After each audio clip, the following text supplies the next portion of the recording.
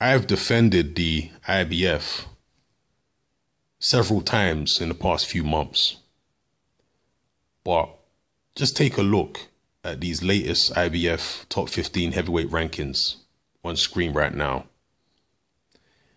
There is no way that I can defend this. No way. And you know what I'm talking about, people. Look who they've ranked at number 3. David Haye. Now, some people, David Haye fans, are trying to defend this decision by saying, well, the IBF have ranked David Haye that highly because he's a former champion and because of what he's done in the past.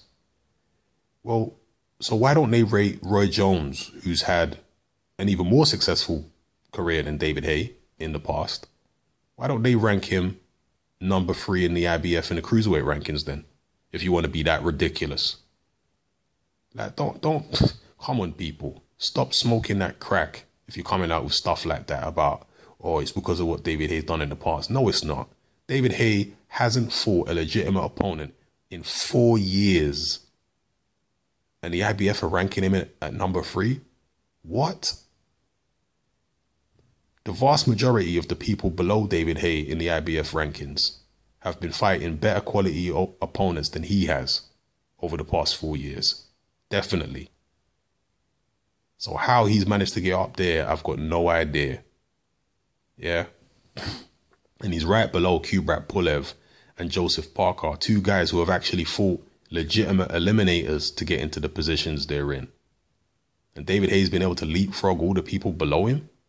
People like Johan Dupar, who just got a knockout over the previously undefeated Robert Helenius. How the hell did that happen? This is a shocking and sad turn of events. The IBF were doing everything by the book, and I was defending them for doing it by the book. But in this case right here, nah, man, this is not by the book at all. This is some disgusting BS. That's what this is. This is terrible, man. IBF, shame on you for putting David Haye in at number 3. Make him earn his way into that position. You know, make him fight his way up to number 3 in the rankings, not just gift it to him. Now, there's the possibility here that David Haye could fight Kubrat Pulev in a final eliminator. He don't deserve to get the opportunity at a final eliminator against Pulev. It should be one of the guys below him. But nonetheless, it could happen. And if David Haye was to win that final eliminator, he would get an opportunity to fight for the IBF title, whoever holds it at that time. Whether David Haye would go through with a final eliminator remains to be seen. But, you know, that would be a very, very fast shortcut to a mandatory position in the IBF. Terrible, man. Terrible, terrible, terrible. You think about how the guys below him, people like Johan Dupar and the other names you can see in the rankings, think how they must feel to see David Haye just leapfrog them like that. When they've been fighting, most of them have been fighting better people than he's been fighting, and have been way more active than him. It's like, what the hell do they have to do to be able to, you know, get into the number 3 slot? Unbelievable. So, yeah, I think it's a very bad move by the IBF. They were doing well as far as I'm concerned in terms of sticking to the book and all that, but this is a step in the wrong direction, man.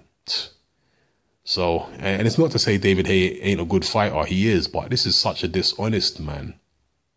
And a man who's always trying to con his way into a title shot rather than earn his way to a title shot. You know, why give him this kind of gift? Particularly at the expense of all those other fighters, man. Shame on you, IBF. It's your boy Hatman, I'm out.